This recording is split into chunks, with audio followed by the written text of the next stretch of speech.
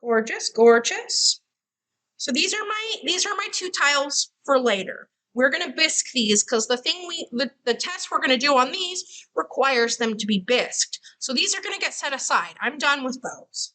However, I still need 4 more demo tiles. So I'm going to go ahead and cut those out now. 1,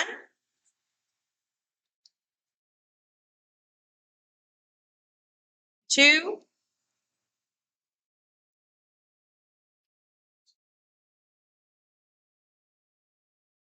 3. Awesome. So I'm going to go ahead and just punch my holes and prep these so that they'll be nice and pretty and ready for use.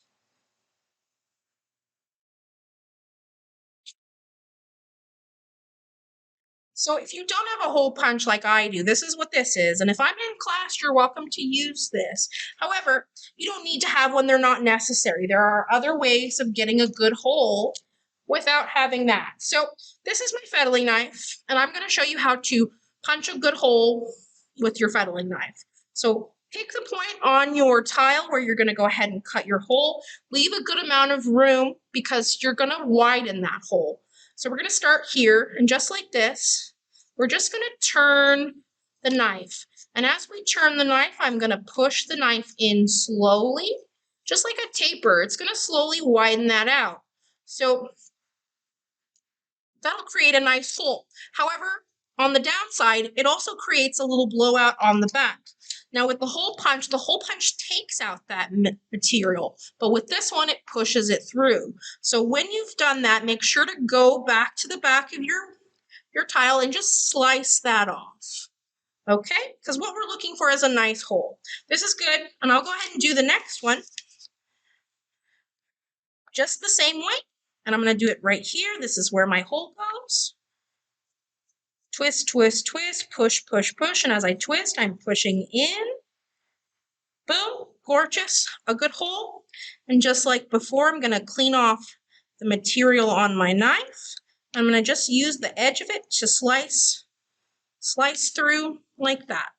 Now we've got a tile that's ready for use. Awesome. So before we get into our tile project, and I'm just gonna move these aside for now, we need to talk about another general sculpture concept. That is slipping and scoring. Now, slipping and scoring is detrimental, and I say that. You need to slip and score every time. And I don't care what kind of clay you're working with, I don't care how wet it is, you should always slip and score. What do you mean slip and score? What is slip and score? Okay, so let's get into it. Slipping and scoring is how we connect two separate pieces together. So say I have, and I'm going to move this wet piece over here. We're going to use our connections here. What I'm going to do is I'm actually just going to slice that like this. We're going to cut that out. I'm going to set this little piece to the side. I can probably use that for something. So we've got this leather hard rectangle here. And what I'm going to do with this is I am going to turn this into a mug. So easy peasy. I'm going to grab my base. I'm going to cut out a circle just like we did previously. This is going to be the bottom of my cup. And what I'm going to do is I'm going to cut out the rest of my cup. And actually, you know what? Yeah, this is what we're going to do. I am going to use this slab right here, and we are going to make sort of a funny shape. And I'm going to cut a circle like that, and one like that. All right. Well, you know what? I'm not a fan of that. So maybe we won't make a cup. Maybe we'll make something else. What's a good thing? Let's think. What about a funny business card holder? Let's get crazy here. I'm just going to use what I have on hand. So I've got my circle. I've got my my other circle here. I'm going to cut one more. What we're going to do, so I'm just going to take this and I'm going to slice it in half just like that. So I have a front, I have a back, and I'm going to attach it just like that. Maybe I'll paint it to look like, I don't know, a taco. But for now, it's a business card holder. So we've got our nice pieces, and I'm going to take a little time, and I've always talked about paying attention to detail and paying attention to edges. If I'm going to leave these edges sort of crummy, they're going to come out crummy when we finish. But if I just spend a little time and use my finger and just sort of smooth down the edges, they're going to come out significantly nicer than they would if I were to just leave them like that. It's not a big difference, but it's enough of a difference that, like, maybe it's worth it. This is quality control. Take the time to clean up your work. All right, cool. So I've sort of got where these are going to go, but if I were to just try to connect it like that, that's not going to work. So what I need to do is I need to slip and score. It's a lot like sanding and gluing. It's the same concept. So give me 1 second. I'm going to grab some slip.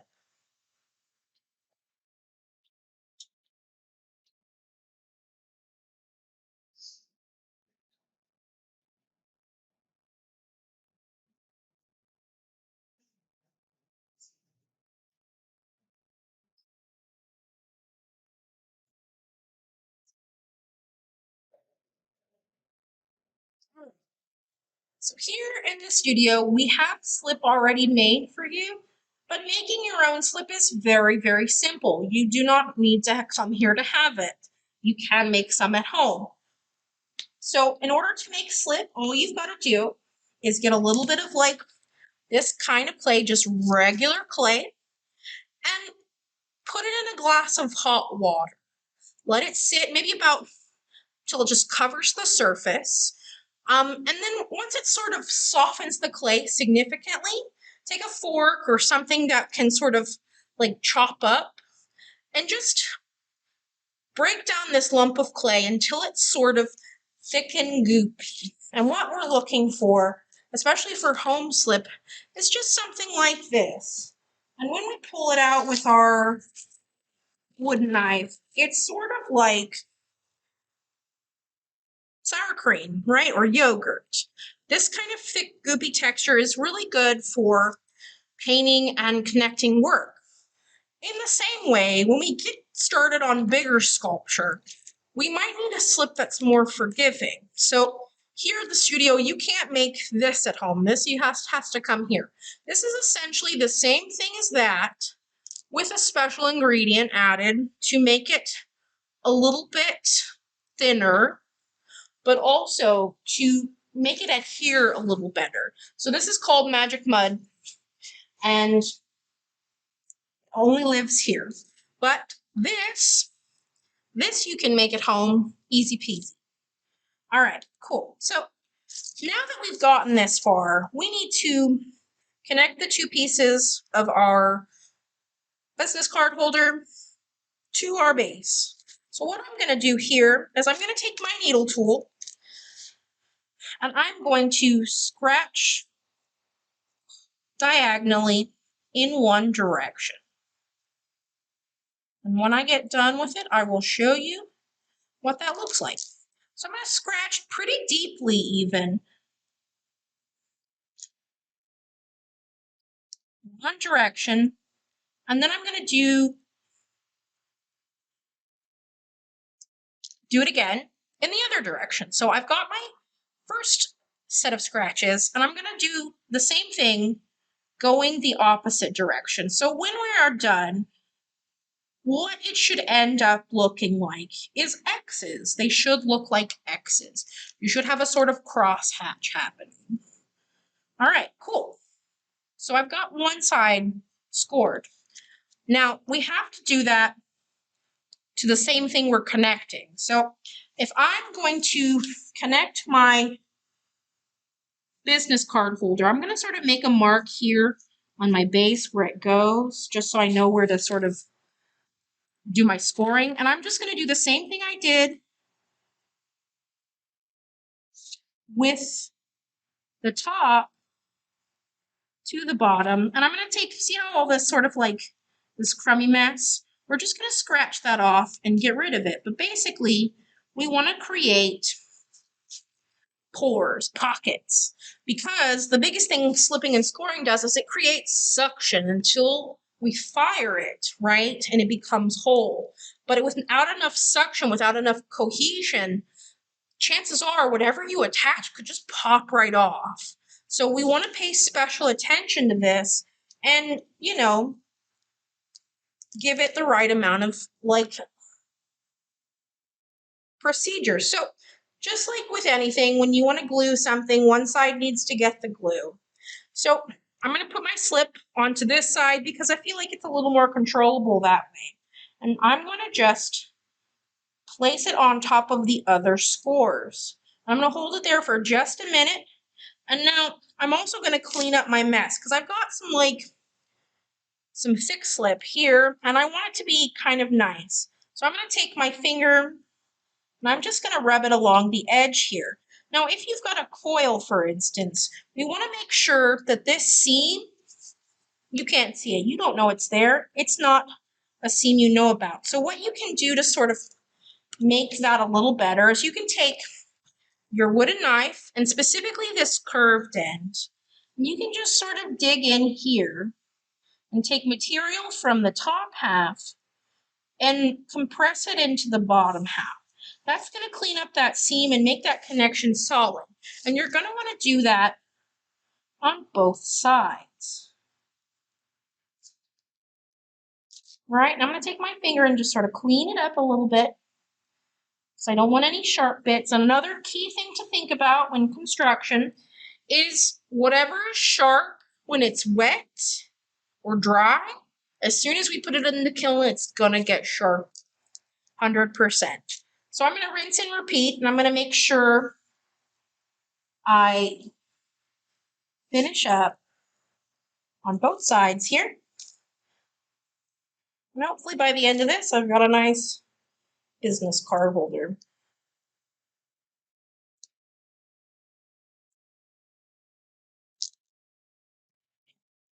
Do the other side.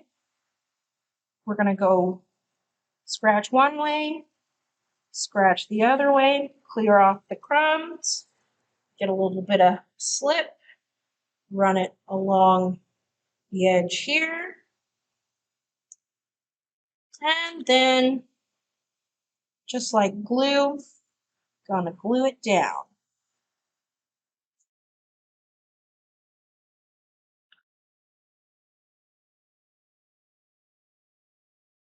Just like the last one, I'm gonna go ahead and just sort of make sure my seams are really good. And then I am going to give it one more next step of attention, and I'm just gonna grab a paintbrush like this one and just make sure I've really smoothed any of that slip out. If you add a little water, you can kind of clean up any sharp edges this way. I don't recommend doing this if your piece is pretty wet, but if it's fairly leather hard like this one, this isn't going to hurt it. All right, cool. So now I have a fully connected piece. Looks like this. I'm going to clean it up just a little bit more because I don't necessarily know if I like this circle. But I like this back one. I'm a big fan of that. So I think this works for me. But now that I've cut away that piece, I've got a better view of this seam. And I'm just going to go back and hit it one more time and make sure it's really going to hold.